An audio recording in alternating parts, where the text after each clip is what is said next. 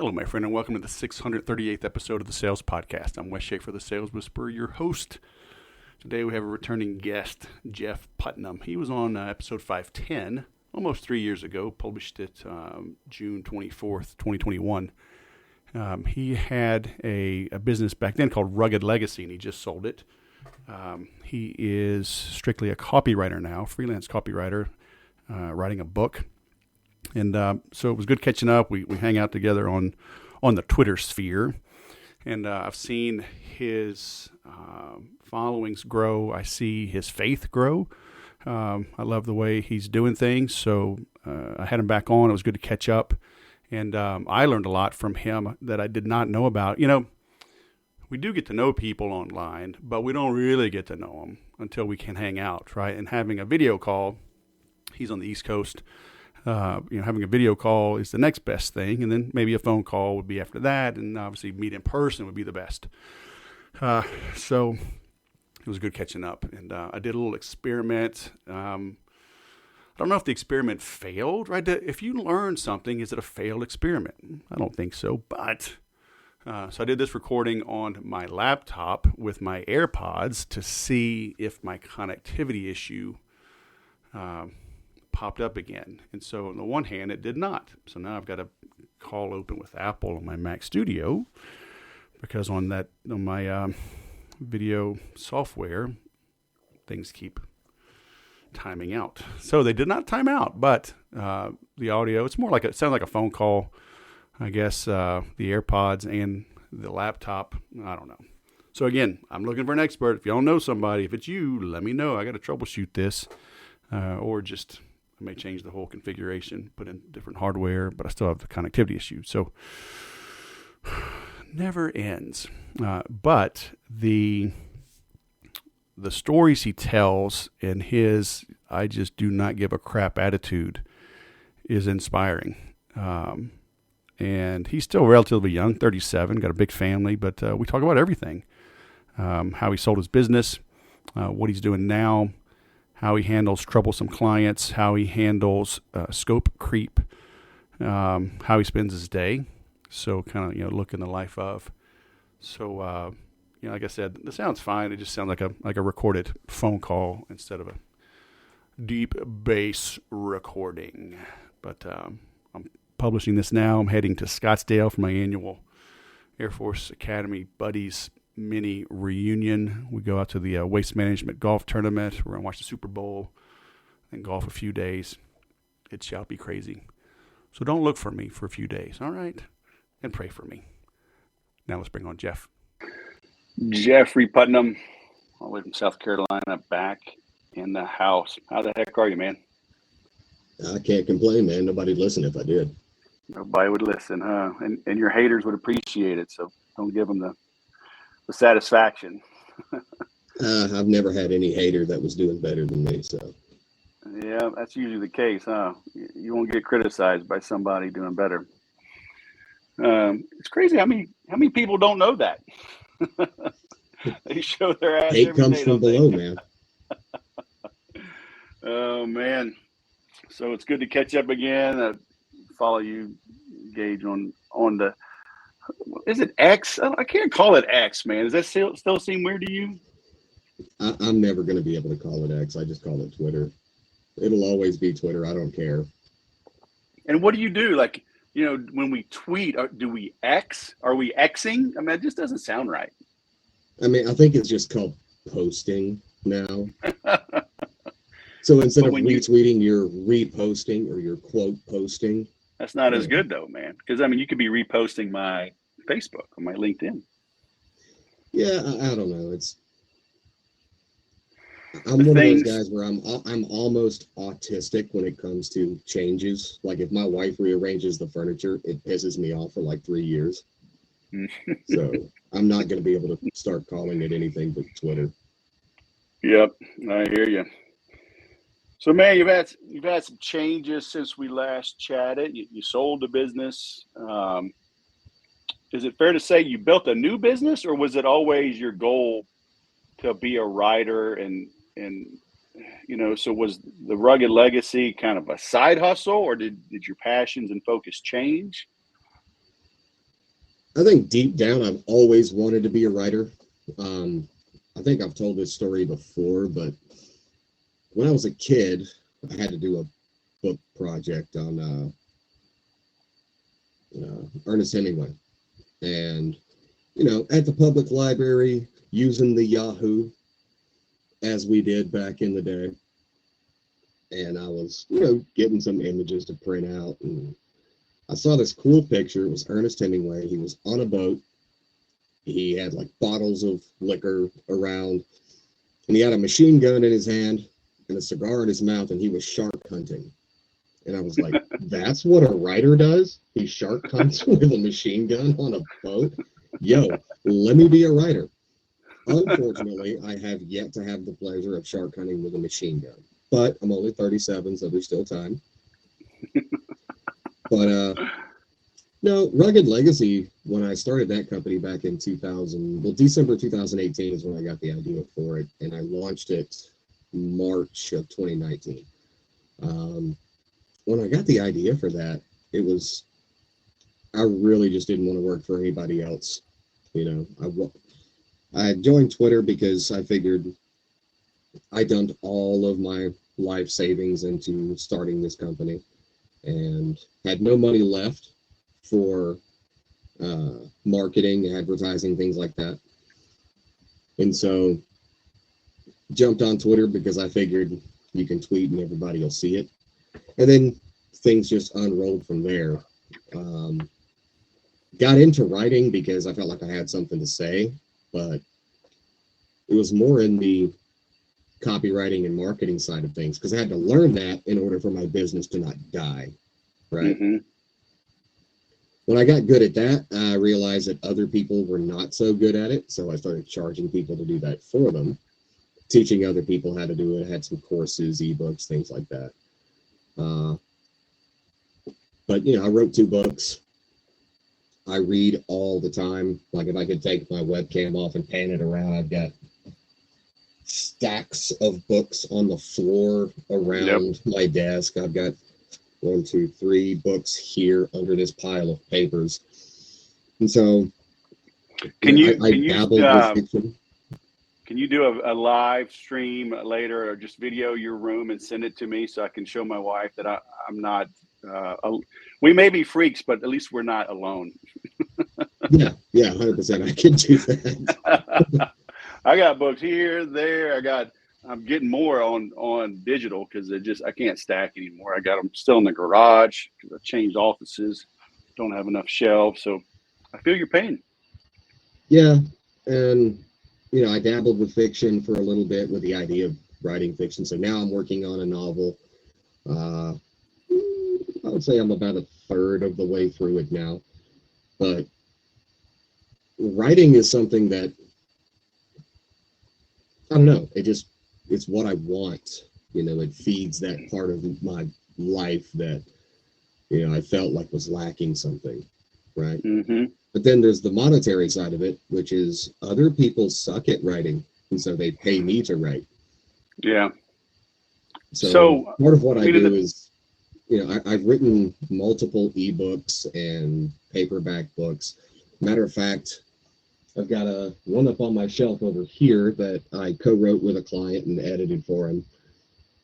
We released it spring of 2023, and it is still number 4 behind Matthew McConaughey's Greenlights. Nice. With McConaughey being number 1. Mm-hmm. So that was my resume, and I sent that to a couple of people who were looking for ghostwriters, who were looking for editors, things like that. And I just showed them that screenshot. I helped with this book, and this is where it sat for, a year in the bestseller list under Matthew freaking McConaughey. And so people that have hired me, they're like, I don't even have to interview you. That works fine. How much work can you take? I said, you just keep sending it and I'll let you know when I hit a limit. Mm-hmm. And so now 99% of my income is I write for other people.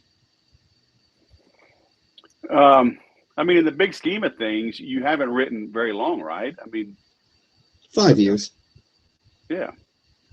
So people that are thinking, oh, I've got to spend decades doing this. I mean, you became profitable as a writer within a couple of years. I would say within the first year and a half, 2 years. Okay. And others will say, oh, you got to have this huge following. I mean, you got a good follow. I mean, you're almost at 60,000 followers on Twitter, but that's kind of gaining momentum, right? You were much lower than that when we first talked a few years ago. So I mean, it's not like you're some million plus followers. I mean, 60 is nice, but it's not gargantuan. You don't have to be either. And the majority of my followers aren't customers, right? Yeah. Most of them just like me because, I'm cool with people. But no, I mean, I was gaining followers by the 1,000 every single month for a long time because I was focused on that. Right. I was focused on, you got to build the brand. You got to do the personal brand thing, which is still really important if that's what you want to do. And that was what I wanted to do for a little bit. But then I started getting more and more of these projects where it's like, hey, I need you to write a book. I want you to help me write my book. I want you to edit my book. Working with a literary agent to get my book on like national shelves, things like that. I didn't have time, energy, or even the interest in continuing along with that. It just got to be a chore rather than something I enjoyed doing. Yeah. And so I just cut all that off. That's why I don't promote myself online anymore, because I no longer need to. People know who I am. I've got plenty of connections that I've made in the marketing and writing industries over the last 5 years that most of my work comes to me now just by, hey, I know a guy, and then they send them to me. I've still got coaching clients that I help with their marketing and building up their brands because I've done it. So it's almost like templatized for me. Right. But most of the time, all I do is write. I get up at 5 a.m. I take my husky out, bring her back in. I get some coffee, sit on my couch, and I read a novel for 4 hours. Start my writing day at 9:30, and sometime between 2 and 5, I'm done. That's what I do every day. Why novels versus business books or marketing books or psychology, persuasion, copywriting books? Because I don't enjoy reading them. So are you reading just for pleasure, or does it kind of get the creative juices going? I find when I only read for pleasure, the creative juices start flowing. But if I try to read with the intention of, let me spark some creativity, it doesn't work. It's kind of like that eureka thing. You're not thinking about it and it happens. I'm averaging about one novel every 2 to 3 days with what I read. Mm-hmm. Any particular genre? I really enjoy, he's passed away now, and he had someone take over his series, and then he retired, and another guy's taking over his series starting this fall. But the Vince Flynn, Mitch Rapp series, I like Lee Child's Jack Reacher series. One of my favorite books that I've probably read 50 times is Musashi by Eiji Yoshikawa. It's like 53, 56 hours on Audible, but yeah. I love the spanning of the entire timeline, the storytelling from different characters' perspectives all the way through and how they interweave together. And it's just really entertaining. But I don't do anything I don't want to do when it comes to reading. Do I have a metric ton of business books around here? Yeah, of course. But I don't use them to read. I use them, like reference points. The same way if I'm trying to look up a word, I grab a dictionary, and I don't start at page 1. I skim it till I get to that point, and then I read, oh, that's that word. So I do the same thing with business books and things like that. I use them for reference, not something that I'm going to sit down and read, because I'm not going to absorb it because I don't enjoy reading that. Mm-hmm. What about all the passive income people, man? When are you going to be, making money from your laptop in a hammock in a tropical island with that mailbox money? I make money from my laptop wearing my underwear in my bedroom at my desk, and anytime I want, I can get up, walk away, hang out with my wife, hang out with my kids, take a 11-hour drive to wherever I want. I've got zero interest in tropical climates. I don't like the heat. I live in South Carolina in the summertime. I make sure my AC stays at a nice frosty 62. Damn. And when they turn around and say that, I sleep with the fan on and the AC on in the winter, so they can have their tropical climates. I don't see anything appealing about the digital nomad lifestyle where I have to live out of a suitcase, which in my case, we would be living out of 7 suitcases, taking all the kids with us. I've got 5 kids still in the house, me and my wife. I don't want to live out of 7 suitcases, in and out of Airbnbs, in and out of hotels, traveling across third world countries where the dollar is equal to 100 of theirs just because it's a hack to make your money go further and make your dollar stronger. I'd rather just make as much money as I want while still not having to stress about anything. I've got deadlines that come from clients. So I sit down, I'm going to write for 6 hours nonstop today. I might not write at all tomorrow. I might write for 6 hours today, 6 hours tomorrow, 6 hours the next day, and then take 4 days off because I already hit my deadline and I don't need to worry about it. Mm-hmm. But I will preface all of this with, this is the Sales Whisperer show, right? None of this would have happened if I hadn't spent just under 5 years hustling, grinding, and building my reputation as a writer. Right. I had to write a bunch of bad stuff so that my writing became good stuff. And then I had to continue writing good stuff so that my writing became great stuff. I had to go through all those reps. This is not like I woke up yesterday, quit my job, and said, hey, somebody hire me to write. So who was your first paying copywriting client? Holy shit. Or what was the project? We don't need the name necessarily, but was it a blog? Was it an email series, a white paper? I think it was some web copy for someone else's e-com site. And how'd they find you? Through my e-com site. They saw that I was, running my company. They saw that I was, I built it publicly. I was like, in my car with samples, talking to the camera. Here's what we're trying to do. We're going to launch soon. So here kind of thing. And then it was, here's the process that we're manufacturing. Oh, I just bought a warehouse in Utah and hired a 3PL company to ship out of there. I did all this. So I did all that. And they were like, okay, obviously your business is doing pretty well. So we need to get our sales up. Can you help? Yeah, sure. Why not? Because they were buying my stuff anyway, and they liked it. And they were really impressed with, the copy on my site. So I just started doing that. Some people will say, you got to focus, right? You don't get too many irons in the fire. You're building a physical product, e-commerce business. And then to make that shift into copywriting for money, again,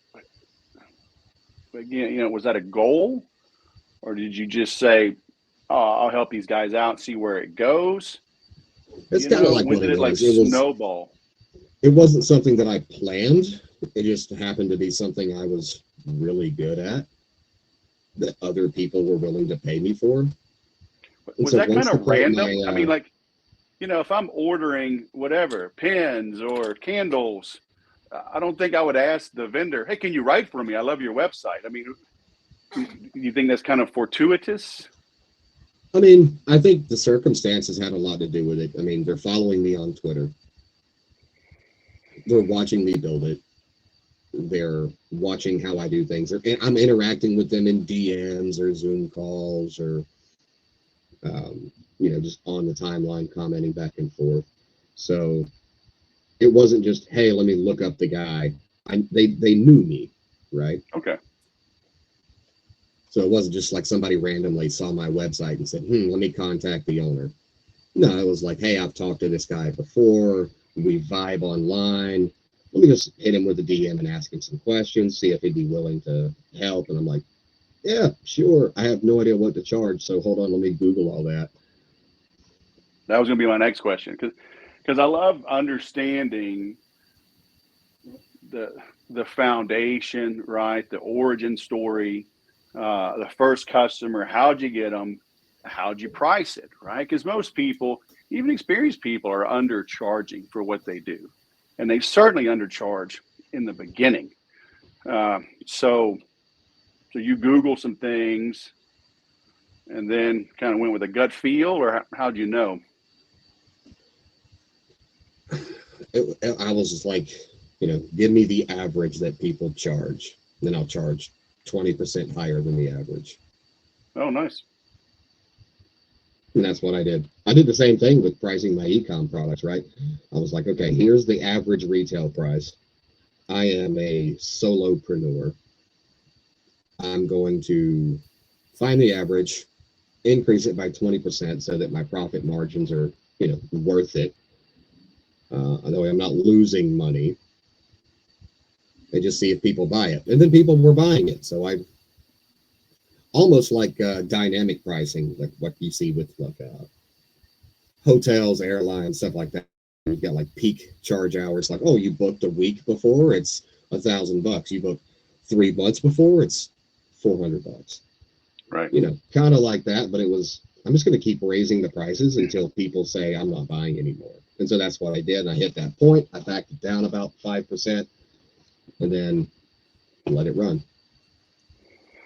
And it's interesting because to negotiate from a position of strength, right? It's a little bit of a chicken and the egg, because like airlines, I've gotten cheap tickets way early. I've gotten cheap tickets buying at the last minute, because the airline or the hotel, the Airbnb, they know if they don't get that thing booked that week, there's lost inventory, so there's a little chicken and egg there. But it's cool that you went up instead of down, because a lot of people say, well, I'm brand new, the average is 1,000, I'll charge 700, 600.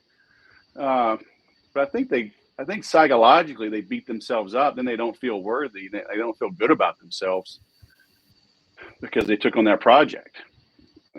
So it's cool raising the price. How do you manage scope creep? Because you price something, say, oh, yeah, I'll help you with your website. Well, like, what does that mean? You're going to redo my whole website, just my landing pages? Or you're going to help with a blog? You're going to work on SEO? You're going to create lead magnets and email sequences for my website? Like, how do you narrow that down? I do all that before we even, trade money. This is what I will do.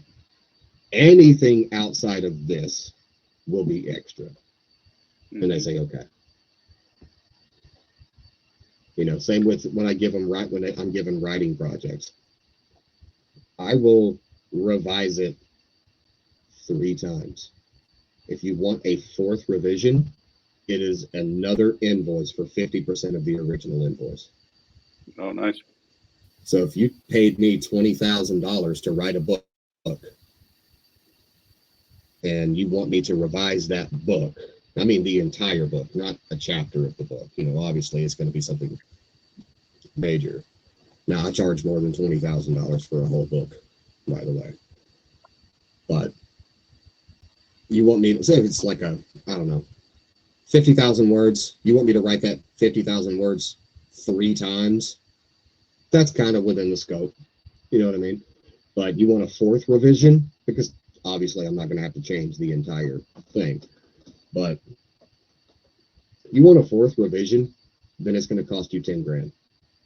Mm-hmm. If I'm charging you $2 grand to do all of the copy and creatives on your landing page, and I do it, and you want me to change it, and I change it 3 times, it's going to cost you $1 grand if you want a 4th revision, because you're still not happy. Yeah. So you can either fire me or hire someone else, or pay the grand for the 4th revision. Yeah. And they go, well, I'll just go somewhere else. Fine. There's 8 billion people in this world. I'm not worried about one client.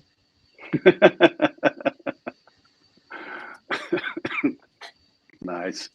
How do you decide, like somebody comes to you and says, hey, we need a landing page. And you look them up and they're just a mess, right? Website's not great. Like nothing's really outstanding. You know, it's kind of like if somebody says, hey, can you mow my lawn? I guess, you look around, man, this house is falling apart. Your porch needs to be redone. You got a roof leak, but okay, I'll mow your lawn. How do you decide, like, okay, I'll make you a great landing page, but if everything else sucks, that they're not necessarily going to grow from that. I tell them that straight up. What's that? I tell them that straight up. Yeah. If your operations and delivery are subpar, I don't care who you get to make your website, you're not going to be in business long. Mm-hmm. I mean, I don't design websites, right? I can't design the furniture layout of a room. I can't do that. But I can, write your copy, your micro copy. I can write sales letters, email sequences, all those things. But none of that matters if your product sucks. None of that matters if your delivery sucks, if your customer service sucks. So don't expect miracles if you're not A's across the board. Yeah. If you've got a great product, great delivery system, great operations, great back end and customer services, but you just suck at marketing, you'll make a lot of money with me.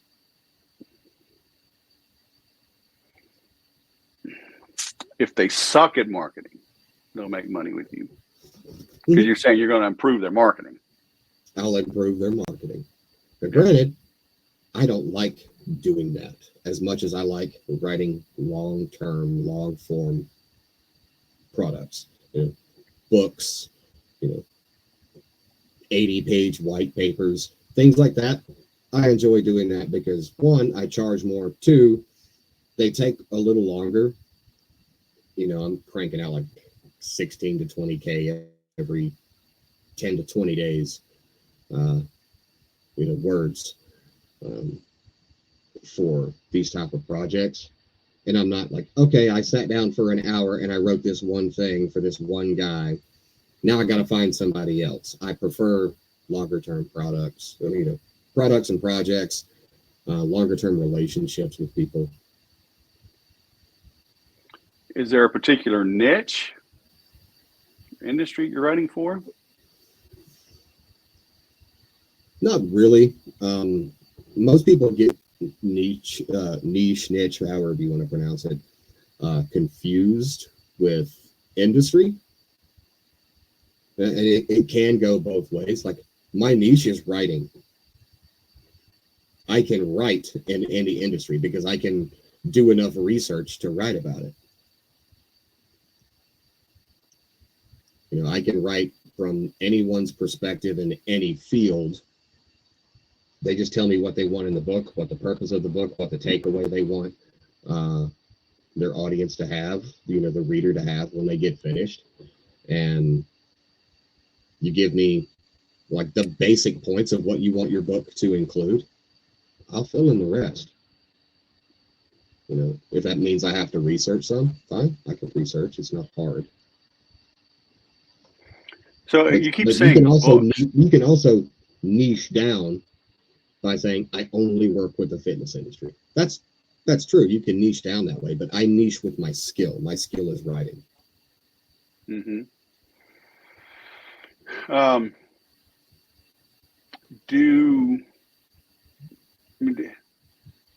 I know that, you know that. Most customers don't know that. They're like, I need someone that's left-handed and understands albino alpacas and rides a unicycle to write this. You're like, what?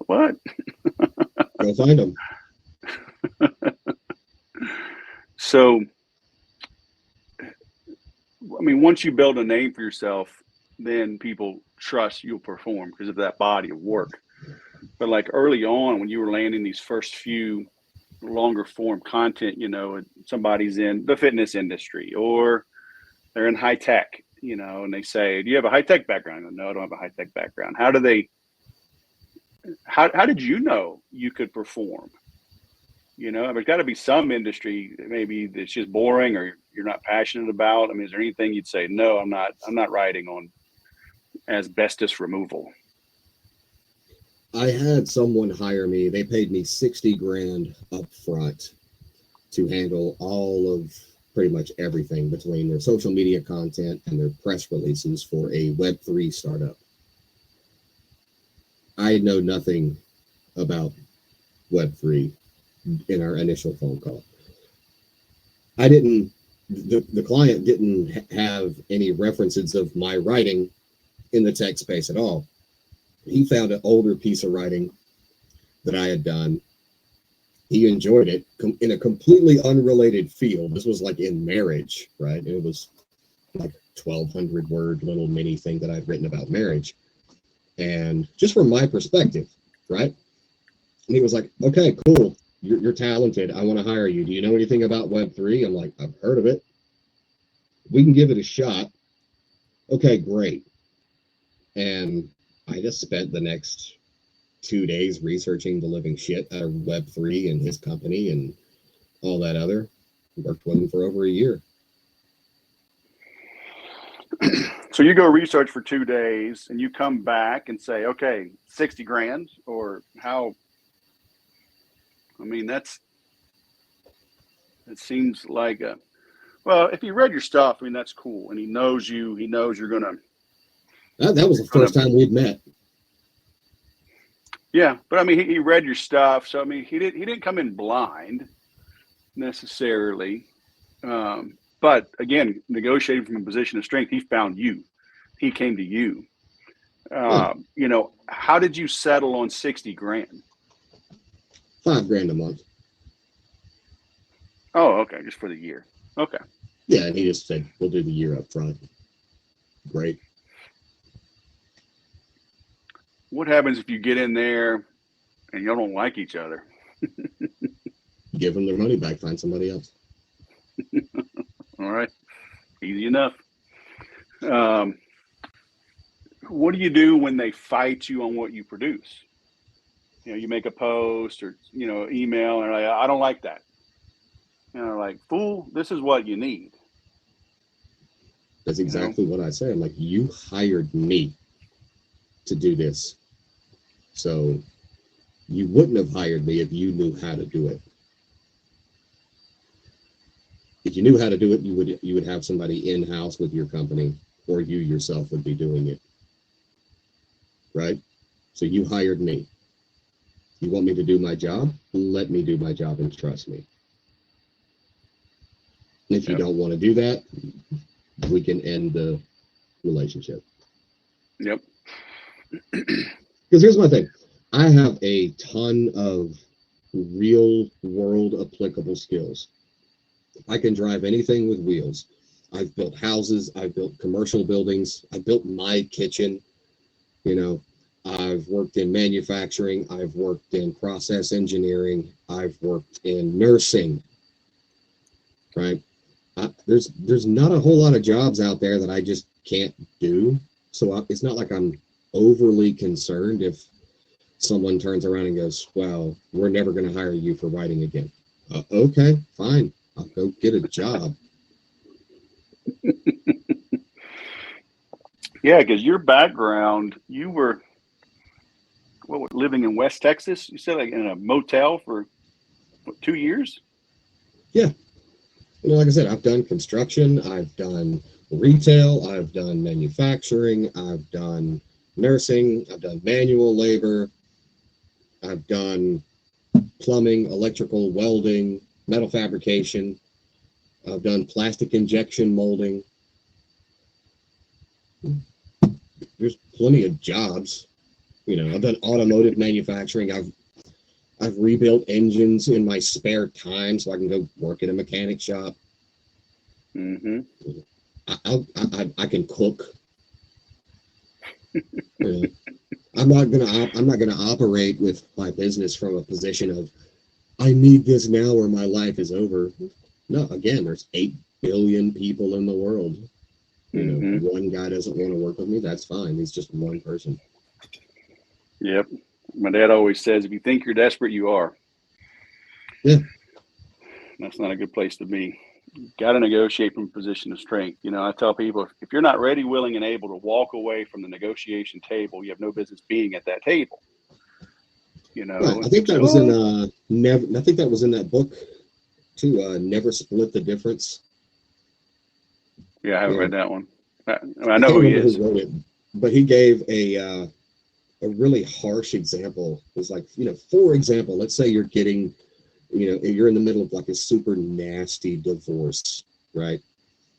And your wife or your husband, whichever position you happen to be in, are threatening or demanding the house, right? You want to negotiate from a position of power, meaning you're willing to lose the house, or they want half of your money. I'm willing to go ahead and spend all of my money on the litigation and burn it all to the ground so neither of us walk away with anything.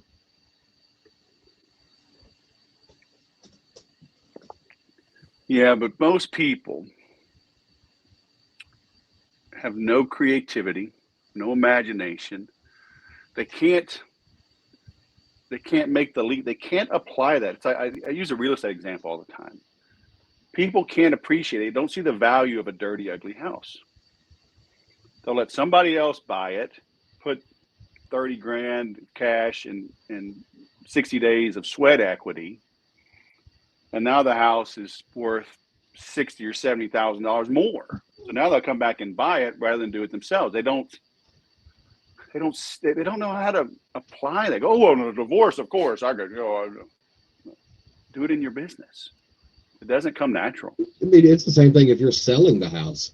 Someone goes, well, I'm only going to give you 75% of what you're asking. Well, then you're not buying the house. Are you serious? Yeah. You'll either pay what I'm asking or you don't get the house. Well, if you don't sell the house, you're stuck with it. Well, then I'll live here till the day I die.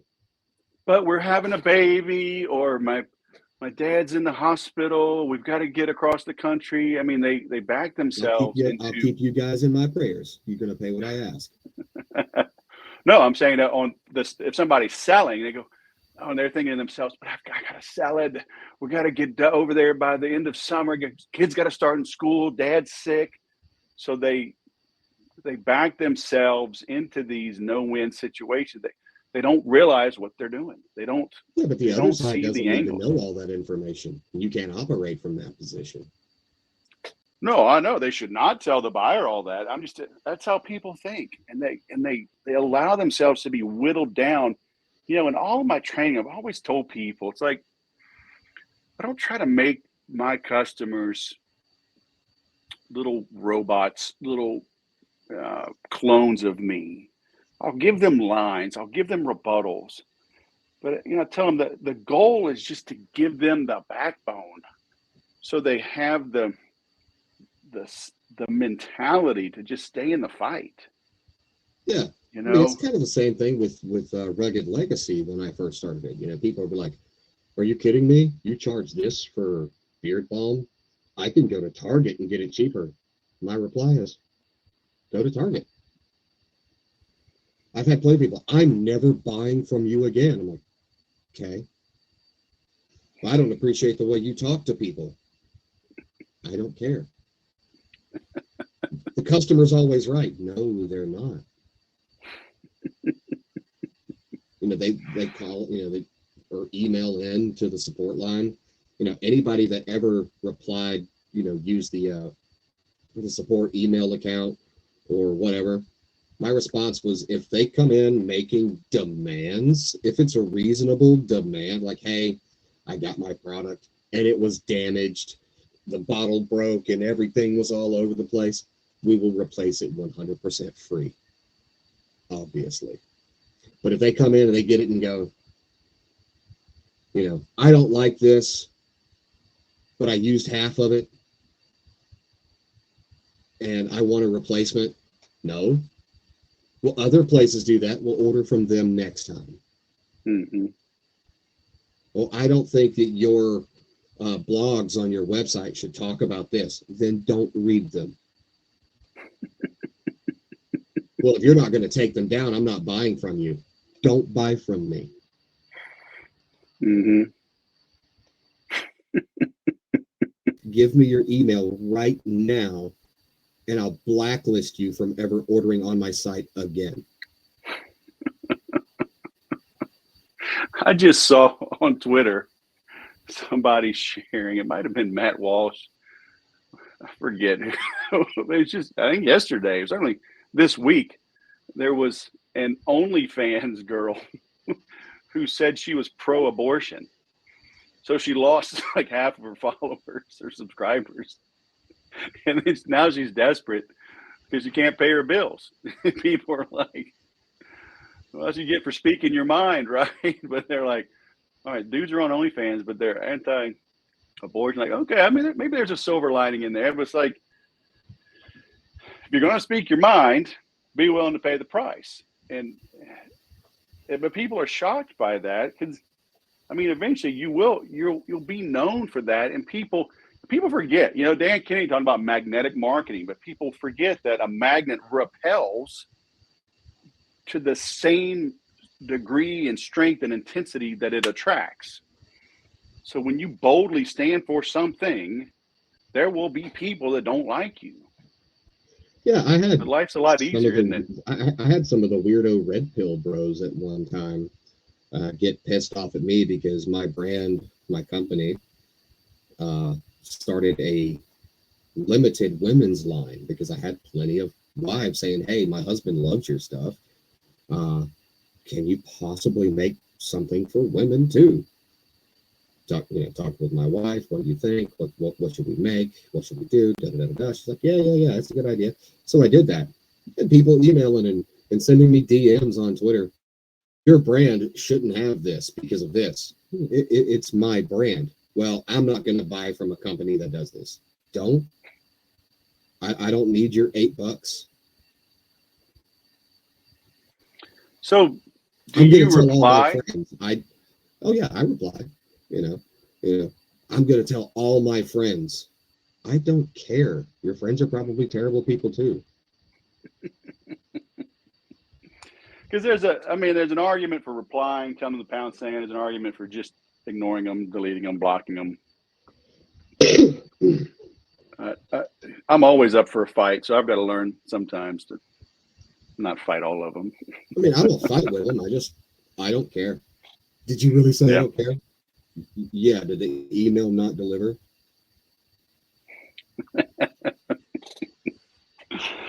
So we were chatting the other day. I'm not concerned with people who are jerks and how they feel about anything. Yeah, sure. We were chatting on Twitter the other day. You said somebody came to you. They wanted a 35,000 word manual done in like a week or two? 10 days. It's pretty short. 10 days. And I asked you, like, why that length? How do you qualify that and make sure, again, scope creep, what if the manual is very good at 20,000 words or needs to be 50? Because it sounds almost like the the patient diagnosing themselves, right? Hey, doctor, I got this issue. Prescribe me some amoxicillin. Whoa. How do you know? Like, let's figure this out first. I mean, that's kind of the way I look at it too. I mean, they're paying for it, right? And this isn't something that they want to sell. This is something that they have speaking engagements and they need something to put on a table that when people are at these speaking engagements, they can hand them out, or like, hey, it's $3, you know, whatever they want to do. It's probably something they're going to give away for free because they are an expert in their field. You know, they've worked with large companies like Nike and Jeff Bezos personally and all this other stuff. They just need something of some substance. Yeah. That is pretty much like a paperback business card, right? Sure. And so 30,000 words isn't as much as you think. I mean, 30,000 words, I mean, the average novel is like 120,000 words max, 80,000 word minimum. So 30,000, that's like a thin little book like you always see on people's speaking engagement tables and stuff. So that's kind of what they're looking for. Is this there's sometimes where they go, well, like, it needs to be longer. Okay, well, I charge per word for projects like this, and it's like 6-7 cents per word. So if you want to make it longer, you can make it longer. You want to make it shorter, we can make it shorter. I don't care. I get paid either way. Right. Will you do graphics or images, or that's just straight words? Nope, I can't draw stick figures, buddy. I'm just the guy who writes it. They want graphics, they can supply them, and I can put them into the draft and the manuscript. You know, where they go, or they can do that themselves. I don't do any of that. Yeah. Are you worried about AI? Nope, because I use the living shit out of it. Like, what I do how is, much? like, I don't use it to write the content, but I use it for a style guide. So let's say you were a client. I want you to write me 5-6 paragraphs telling me about who you are, how you got to where you are, what you do, and what you want your business to accomplish with what I'm writing. Right? I can upload that into AI and be like, all right, I need you to create a style guide. Okay, it prints it all out, gives it all out on the screen for me. And then I can go in and write, so you've provided me the outline that you want the book to cover. I go in and just write it. And while I'm looking at the style guide so that I make sure I still sound like you. Because I don't care. There's zero chance that anybody can plug in a ChatGPT or any of the other AI writing platforms. And every paragraph is going to start with like, additionally, or so in conclusion, or the opening paragraph will be something like, in the fast-paced world of, like that's every single AI output, right? If you're asking it to write content. Come on, man. You don't use heretofore and aforementioned? Subsequently? I will if that's the language that the audience is going to respond to. So if you're an academic, I'm going to write something in the style of an academic paper, right? Yeah. If you're like, I don't know, a musician, I'm going to write it in the same way that you talk to your audience when you're doing a show or a podcast or an interview or whatever. I write it that way. Imagine if you were playing someone on TV, right? Say you're going to play a spy. Well, you're going to talk like a spy would talk. You're not going to talk like, let's say, if you were actually a medical professional and you got a lucky acting gig. You're not going to walk in there and start playing the part like a medical professional, with how you speak. You're going to speak like a spy. So it's the same thing. Mm-hmm. So this 10-day copywriting project, is this was that within the specs of an existing client? Because you were saying earlier, I mean, your backlog 18 months. So is this somebody like already has you on retainer and they can drop these in your lap, or did you make room for them, or what? Yeah, no, this is someone that on a regular basis drops projects in my lap because they represent other clients. Their clients come to them, they pass it to me, I write it, give it to them, they give it to their client, I get paid. I got you. That's cool. Did you ever tell them, stop coming with these 10-day deadlines, give me 12, give me 15 days? Or you just say, all right, I'll take it, but I'm going to charge you more for the deadline? Nope, when the deadline is shorter, the price goes up. Sure. That's cool. So your X handle, Twitter handle, the Jeff Putnam, is that the best place people go get a feel for you? Yeah. Anywhere else, or just have them start there? They can start there. I haven't posted or created any video content for Instagram or TikTok or anything like that because I just got, again, tired of the constant personal brand marketing. Right now, I'm enjoying what I do. I'm enjoying the amount of time that I have free to work on projects I actually care about and things that I want to do. And I pretty much tweet about whatever I want to tweet about. It might be a meme. It might be something that I've just thought about in the shower. You know, but I'm not pushing out like biz content or anything like that. Now, you need me to help you with a book. You need me to look at your current book, you know, maybe edit it, help you with the book promotion process. You know, you can book a call with me. But, you know, you're not going to get top 10 ways to increase your, I'm not tweeting content like that. A thread. Yeah, I just don't care about that anymore. I did that a lot for years, and I don't care to do it anymore. Yeah, it is tiring. So I appreciate your approach. Would you say, I mean, do you enjoy your work? Like if you went to the beach, you know, for a week with the family, you know, would you bring your laptop and still bang out a few thousand words for a client to kind of stay current, if you will? Or do you just tell everybody, go pound sand, I'm not writing at all? No, if I want to take a week off, I'll spend, like, say if I want to take next week off, I would have spent this entire week doing next week's work as well as this week's work to get ahead. Okay.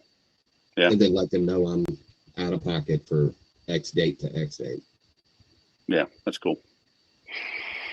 Yeah, and so, like I said, I appreciate your approach because it's you know, I took a few months off the podcast. I moved websites last year, CRMs, and got sick and just wasn't motivated, you know, because I'm seeing, I get pitched so many times every day. Everybody's saying the same crap, and I'm like, I don't want the same people. You know, the old, you know, I zig when they zag. Okay. What does that mean? What does that mean today? Right? They With don't know AI. what that means. What's that? So they don't even know what that means. I'm different. How? Okay then. That's what I tell my clients. Right? I say, you prove you're different by being different. Right? Everything has to be different. Everything. Your logo, your email, how you look, how you talk, how you engage, how you follow up. Everything. You know, I don't even have a logo. Yeah, you know, you got a nice wallpaper, whatever, on Twitter. That looks good. That's kind of logo-esque. I'm probably going to change that too. Yeah, no more beard. So I mean that, you know, that changed. You got the vest. I don't have a vest, man. Do you recommend a 3-piece suit? I do. I have multiple 3-piece suits because I enjoy them. I always feel more professional. Like sometimes I'll just throw the suit on, sit right here at my desk, and write. Because are you familiar with the concept of anchoring? Sure. So it's the same thing. Like, you got some dudes that'll like, all right, like I've got this nice watch that my wife bought me a while back. If I started to say, I'm only going to wear this watch when I'm working, put it on, I go into work mode, take it off, I'm in husband and dad and just Jeff mode, right? And so it's the same thing, like not feeling very motivated, not feeling very creative. Walk over there, choose between one of the suits, pull them out, throw them on. All right, now I'm $1 million. Yeah. Break it out. Well, my kids, they laugh because I've always worked from home, but they'll see me come walking out of the room and I'll have like a nice shirt on and but shorts and flip flops. Like, dang, you getting on a sales call? Yep. Yeah, a buddy of mine, he'll wear the vest, the dress shirt, the tie, the sports jacket, but he's wearing like basketball shorts and bare feet underneath. Well, television personalities have done that for 100 years, ever since there's been television, right? Like, I don't think Ron Burgundy ever wore pants. And hey, I mean, he's a pretty big deal. That's cool, man. All right, well, it's past lunchtime for you, huh? Coming up on 1 o'clock. Yeah. So I will link to your Twitter. Let people get a feel for your vibe. Hopefully you don't have to shout anybody down because they heard us. You know, anybody that finds you from here, they're gonna be cool people, all right? I'll promise you that. At least in the beginning. Cool. You know, afterwards, who knows, man? People get crazy. People are insane. But you know that. Yeah, it's weird. I'm not gonna prolong this thing or get into the weirdness of the political sphere of the way people consider other people's viewpoints or whatever. It's just going to be disappointing for anybody that tries to come at me because I don't care. I hate you. I don't care. You're wrong. Okay. Do you know Zuby? Like what did Keanu Reeves say? Because I'm at the point where I don't argue with anybody. Like if you tell me 2 + 2 = 5, I'm going to go, all right, cool, enjoy your life. You know Zuby? Yeah, love Zuby. I think, we follow each other. Yeah, I had him on the podcast. And I mean, cool dude. And he had that okay dude. Do you remember that controversy? Mm-hmm. Yeah, he got, misgendered. He accused of misgendering someone. I'm like, well, what did he do? He took all of that and he turned it into money. A product, yeah. I loved it. Okay, dude. Yeah. Like, people ask me what my politics are. I just go, I'm Catholic. Yeah, but you know what? Unfortunately, that doesn't mean it's not as clear as it should be anymore. Because there are some crazy Catholics. I'm actually Catholic. I'm not pretend Catholic. There you go. You literally have to say that. Yeah. It's I'm not Biden Catholic. Oh, but he's a what do they call him? Like a serious cat. I forget what's the word they use for him. I'm like, oh, give me a break. I'm gonna say that's like devout Catholic, and I'm like, that's like saying calling Joe Biden a devout Catholic is like calling a vegan who eats meat on the weekends a serious devout vegan. Like, no. So, but I'm at church 3 times a week. I'm in adoration holy hours once a week. I literally never not have my rosary in my pocket. I've got a pocket rosary. I got this big stone one, so it's not always in my pocket, but it is in the morning. Yeah. Open up this right here. I've got like 30 different saint and prayer cards just in this drawer.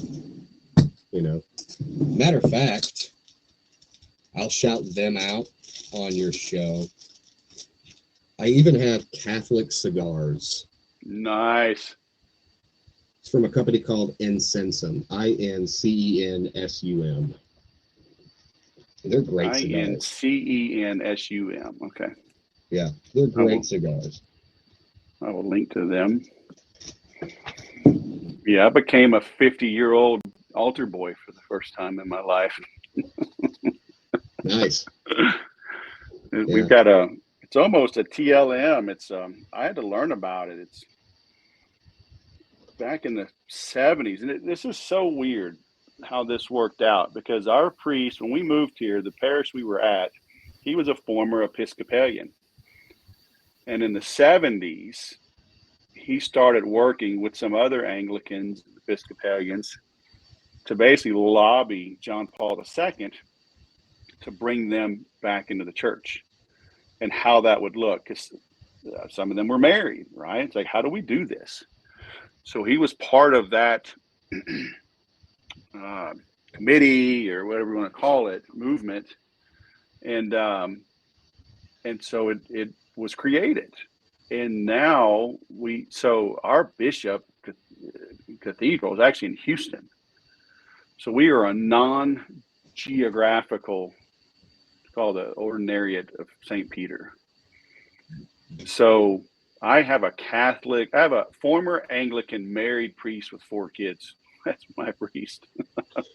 Yeah, there's a Catholic church not too far from here, and actually their parish priest is on Twitter. He's a former Anglican priest, and he's married with kids. I actually have a very close friend who is an Anglican priest. Actually, he's a vicar now in the Church of England. He's married, kid on the way. But there's a Catholic priest, like I said, not far down the road from where I live. And he's a former Anglican priest, and he became ordained in the Catholic Church. So of course he's got a wife and kids.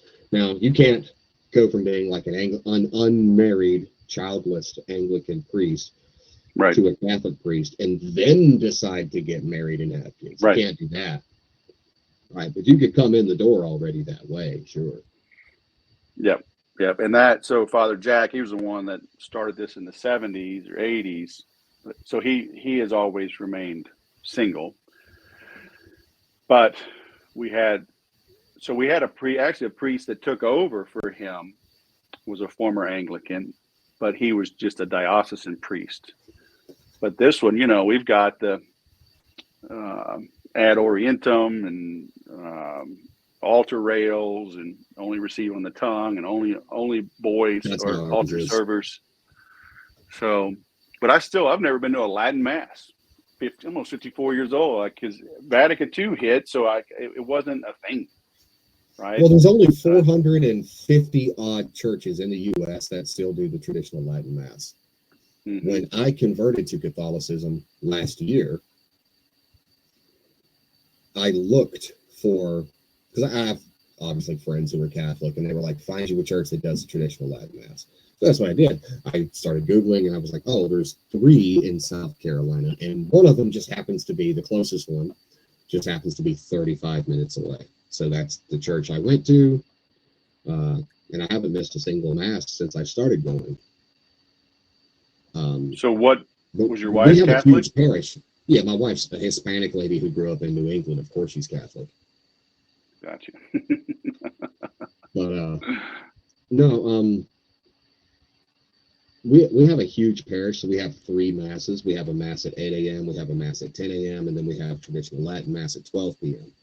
And that's just so that all 3,500 people can get to mass on Sunday. Yeah. Our church, it was too big. It was this mega parish, probably like, I've heard 7,000 families. So now our new one is small, like 300 families, Yeah. And we're in my old gym. It's old Fitness 19, just 1 mile away from me, but they did a nice job converting it. But I mean, we've got to raise the money. So it's been almost 5 years. Ours is attached to a K4 through 8th grade school. So we have, the Catholic school on the campus with the parish there, so they can walk the kids over for the school mass every morning. Yeah. Yeah, and then we have like St. Joseph Catholic School for like 9th through 12th is off campus, but our Catholic school feeds into that high school. So what do you say? You're 37? Yeah. So why'd you just now convert? Like was there anything in particular, a defining moment? Well, this book that I wrote that I talked about earlier, well, co-wrote, that's on the bestseller list just under McConaughey. It's a book about biblical masculinity. It was an 18-month project working with the author. And basically, I did a Bible study for 18 months on the phone on a Zoom call with this guy every single week, sometimes twice a week at 5 a.m., sitting out on my patio with the fire going when it got cold. And it started kind of this slow burn conversion thing. And when did that start? When did you start that project? I decided to go to Mass for the first time May 7th, which was the first Mass I went to, May 7th, 2023. And then that was 2 months after we launched the book. And so 20 months before that is when we started the project. So you never went to Mass with your wife? Nope. My wife never really went to Mass. You know, okay. She was like a lapsed Catholic. Sure. Like she was still Catholic. She still believed in the Catholic faith and all this other, but she just didn't attend Mass. And so now we go as a family every single Sunday. We go to adoration every Thursday night. Obviously I'm still going to RCIA on Wednesday nights. So tonight, and my wife goes with me. My sons come with me. We've got our youngest ones in the so you're still in RCIA? Yeah. Okay. Cool. We've got our youngest in catechism. So will you come into the church then fully in this Easter? Yep. Nice. Very nice. Yeah, I've sponsored a lot of people through RCIA. So I learn every time as well. That's badass. Yeah. Welcome home. And I dove into the church. Thank you. I dove into the church with both feet too. Now I organize like men's retreats and men's outings for the men of the parish. I open up the church library. I've got the code and everything. I open up the church library every Sunday morning when we drop our kids off at religious education classes. And then I go to the kitchen. I go to the school kitchen, make 2 big old vats of coffee, take them over to the church library, which is a separate building on the campus. All the parents that are waiting on their kids to get out of class a week so we can go to the 10 a.m. Mass, all come in there and we sit, drink coffee, congregate, fellowship, the whole works. That's cool. Very nice. Well, I've got I'm in the second year's grand night, so we got our meeting tonight. Now, I was thinking about joining the KOC, but obviously we got to get through everything else first. I don't want to put way too much on my plate as it is. Yeah. I'm actually kind of looking forward to RCIA to end, so it's just one less hour drive, both there and back that I got to do every week. Well, and it's a lot of work. I mean, if you're really doing it, it's because people, why can't you just join? It's like it's because that's not it. It's like you were learning this 2,000-year-old faith with a 10,000-year, foundation. It's like it's not snap your fingers. Right.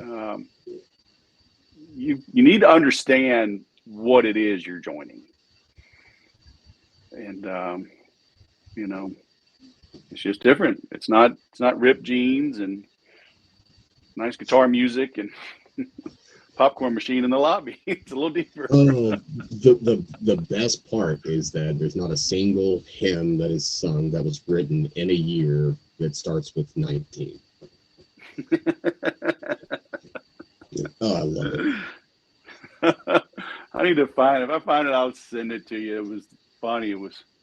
They were showing the different hand gestures. It was like rock the baby. everyone they do, it was just funny. Hands in the pockets, but they had a name for each. And like, yeah, that's it. Like, that is not us. So, amen. Well, yeah, that's cool, man. Thanks for sharing that. I mean, you always talk about it on Twitter, so I knew that was part of your life. I didn't know you were going through RCA. So that's cool. Now I have to go suit shopping. Yeah. I have suits. None of them are 3-piece though. Yeah, I don't. Well, hell, I don't dress up at all now because even serving mass, like I serve every weekend. So I'm in a t-shirt and blue jeans, because I'm wearing the cassock. So right. I'm gonna anchor. I'm gonna anchor to you, man. I'm gonna dress up, sit at my desk. I'm gonna channel my inner Jeff. How do you feel about that? Works. You might end up shorter, but end up shorter? Yeah, I'm only 5'6". All right, well, I'm 6'2", so we'll meet in the middle. It's all good. Hey, I hope you like that. Hope the sound wasn't too bad.